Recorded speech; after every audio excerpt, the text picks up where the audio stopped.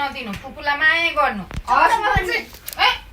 चकचक गर्नु नगर्ने बाबु कम चकचक गर्ने बोल्नु हुँदैन दिदी हस् हस् मानिसलाई चाहिँ भन्नु न चक्लेट नभन् भनिसकिदिनु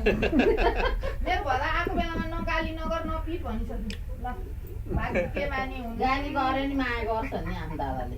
भाग्य मानी हुनु धेरै ज्ञानी हुनु बुढो मान्छे जस्तो कुरा गर्छ बुढो मान्छे बदमास चाहिँ नहो के बदमास चाहिँ हुनै भन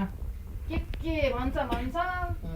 त्यसो कुरा त बुढो मान्छे बिनाजुले यी सुत्नु भने कि के भने त बिनाजुले सोध्नु गइरहेको थियो सुत्नु भन्नु भन्दैन भन्दैन ल मेरी छोरी ज्ञानी अहिले सुत्नु लाग्नु अहिले सुत भन न है अहिले सुत दादाले जे जे गर्यो त्यही त्यही नगर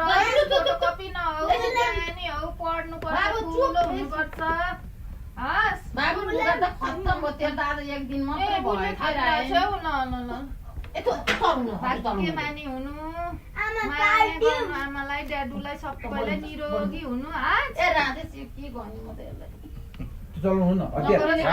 हुन्न साना के गर्नु यो सानो चलाउनु हुँदैन आज नो प्रब्लम नो प्रब्लम चलाउनु हुन्न भने झन् चलाउँदैन चलाउ भन्नु पर्यो के ओइ मेरो यहाँ यिनीहरूले त गिफ्ट यिनीहरूलाई त काम छैन नि त पैसाले त मेरो ए हे त्यस्तो क्या बाटो हे लाएर ए एउटाको ड्याडुले लिन्छ अर्को उसले लिन्छ है ए यो त भएन यस्तो त झेल्ला भयो मेरो फोन भित्र अलिअलि पैसा चाहिँ द्याउ न हौ कहाँ तेरो फोन कहाँ राखेँ ए ल यो चाहिँ दक्षिणा हो है